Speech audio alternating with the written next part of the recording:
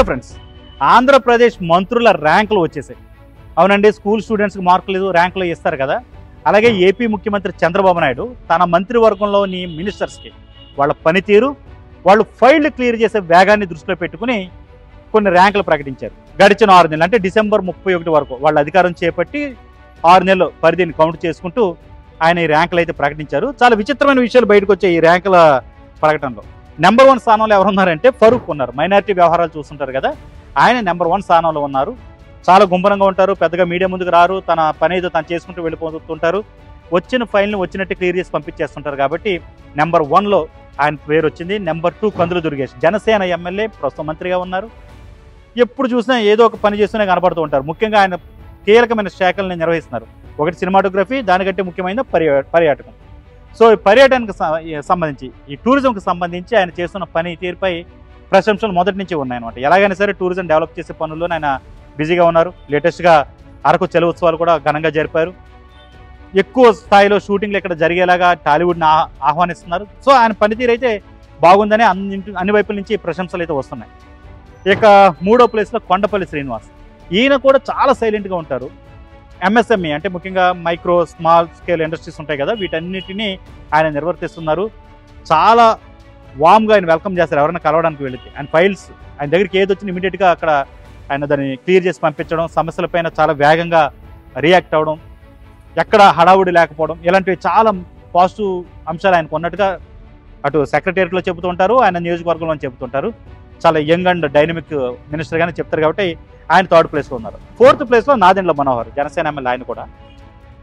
ఆయన కూడా ఈ పౌర సరఫరాల శాఖకు సంబంధించి మొదటి నుంచి చాలా యాక్టివ్గా ఉన్నారు. అక్రమ బియ్యం రవాణాను అడ్డుకునే ప్రయత్నాలు చేస్తున్నారు. Pawan Kalyan famous dialogue seize the ship, ఆ వెనకాల ఉన్న సంఘటనలకు నాంది పలికింది ఆయనే, ఈ అక్రమ బియ్యం రవాణాను ఆపడానికి.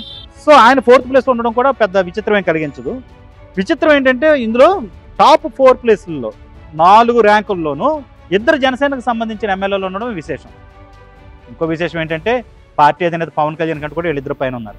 అయితే దానికి కారణాలు అన్నారు, అది మాట్లాడుకుందాం.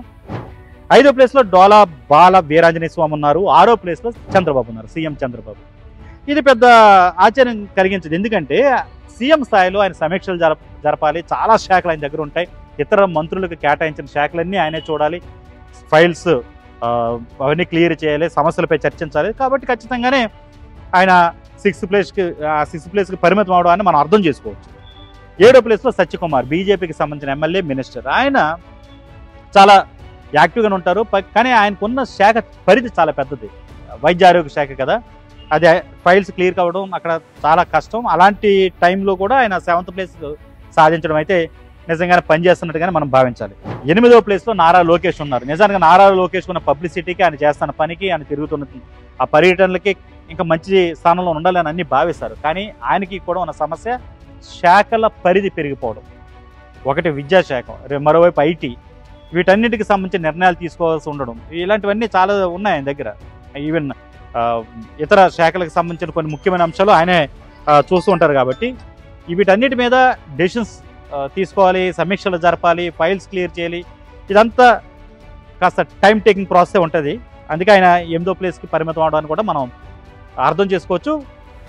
ఇక 9వ ప్లేస్లో బీసీ జనార్దన్ రెడ్డి ఉన్నారు. 10వ ప్లేస్లో పవన్ కళ్యాణ్ దగ్గర కూడా ఇదే సమస్య. చాలా శాఖలు, పంచాయతీరాజ్ ఉంది, నీటిపారుదల శాఖ, గ్రామీణానికి సంబంధించి రూరల్ డెవలప్మెంట్, ఇలాంటివన్నీ ఆయన చేతుల్లో ఉన్నాయి. కాబట్టి ఆయన అంటే ఉప ముఖ్యమంత్రితో పాటుగా ఇవన్నీ శాఖలు నిర్వర్తించాలి. ఆయనకున్న బిజీలో ఆయన దగ్గర ఉన్న ఫైళ్ళ క్లియరెన్స్ అప్పటికే కృష్ణతేజలు అంటే ఒక ఎఫెక్టివ్ ఆఫీసర్స్ అందరూ ఆయన దగ్గర పనిచేస్తున్నారు. వాళ్ళు ఎప్పటికప్పుడు అన్ని సమస్యలపై దృష్టి పెడుతున్నారు. కానీ పరిధి ఎక్కువ కావడం వల్ల ఆయన ప్రస్తుతానికైతే 10వ స్థానంలో ఉన్నారు.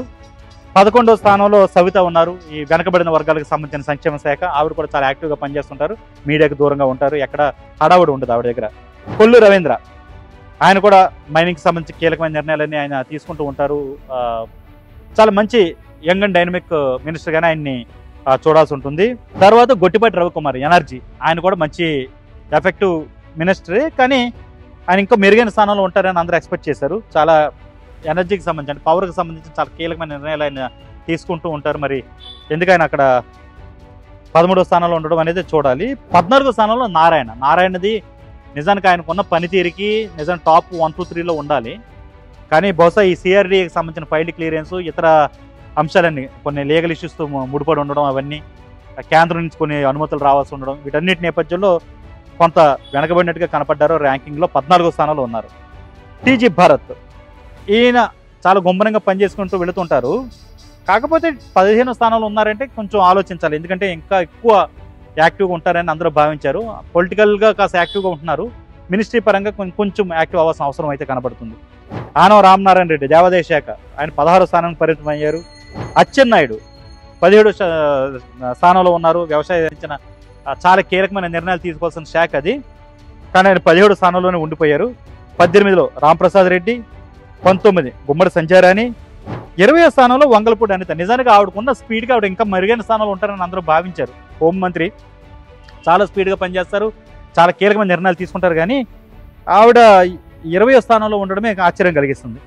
21 అనగాని సత్యప్రసాద్, 22 నిమ్మల రామానాయుడు. ఇదొకటి విచిత్రం. అంటే జలవనరుల శాఖ మంత్రి, కాకపోతే ఆ పోలవరం ప్రాజెక్ట్ ఇలాంటి వాటికి సంబంధించిన ఫైళ్లు ఆయన క్లియర్ చేయాలన్నా చాలా అనుమతులు రావాల్సి ఉంది. అది కేంద్రంతో కోఆర్డినేట్ చేసుకోవాలి, ఇటు ముఖ్యమంత్రితో కోఆర్డినేట్ చేసుకోవాలి. కాబట్టి ఫైల్ క్లియరెన్స్లో కాస్త వెనకబడ్డారు. బట్ ఆయన చేస్తున్న పనితీరు అయితే మార్వలెస్ అనే అందరూ అంటారు. ముఖ్యంగా బుడమేరు పొంగిపోయినప్పుడు, అది కట్ట తెగినప్పుడు ఆయన వరదల్లో ఆయన చేసిన పనికి సర్వత్రా రాష్ట్ర వ్యాప్తంగా కాదు పక్క రాష్ట్రాల నుంచి కూడా ఆయనకి అప్రిసియేషన్ వచ్చింది. బట్ ఫైల్ క్లియరెన్స్ పరంగా ఆయనకున్న పరిధి కాస్త తక్కువ కావడంతో, ఆయన చాలా విషయాలతో ముడిపడి ఉండడంతో బహుశా ఆయన 22వ స్థానానికే పరిమితమయ్యారు. కొలుసు పార్థసారథి ఐఎన్పిఆర్ ఎక్స్పెక్ట్ చేయొచ్చు అది 23వ స్థానంలోకి పరిమితం కావడం అనేది చాలా విచిత్రమైనటువంటి పరిస్థితి ఉంటుంది అక్కడ. అంటే ఐఎన్పిఆర్లో పని ఎక్కువ ఉంటుంది, రికగ్నైజేషన్ గుర్తింపు తక్కువ ఉంటుంది అనమాట. రికగ్నైజ్ చేయరు పెద్దగా, కానీ పనితీరు చాలా ఎక్కువ ఉంటుంది. కాబట్టి ఆయన కొన్ని నిర్ణయాలు కూడా సీఎం స్థాయిలో తీసుకోవాలి ఆయన శాఖకు సంబంధించి. అందుకే ఆయన 23వ స్థానంలోనే ఉన్నారు. 24 పయ్యావుల కేశవ్, ఆర్థిక శాఖ మంత్రి 24వ స్థానంలో ఉండడం అనేది అది కూడా అర్థం చేసుకోవచ్చు. ఎందుకంటే చాలా నిర్ణయాలు సీఎం స్థాయిలో తీసుకోలేదు. బడ్జెట్లో యాక్టివ్గా ఉంటారు, బడ్జెట్ పెట్టడం అవన్నీ, కానీ ఫైల్ క్లియరెన్స్ సంబంధించి సీఎం స్థాయిలో నిర్ణయాలు ఎక్కువగా ఉంటాయి. కాబట్టి ఆ ఫైల్ క్లియరెన్స్ అంత ఈజీగా కాదు. ఇక 25 పాపం వాసంశెట్టి సుభాష్, ఈ లేబర్ కార్మిక శాఖకు సంబంధించిన మంత్రి. హెల్త్ ఇన్సూరెన్స్లు ఇలాంటి కొన్ని ఇన్సూరెన్స్లు ఇలాంటివి కూడా ఆయన చేతుల్లోనే ఉంటాయి.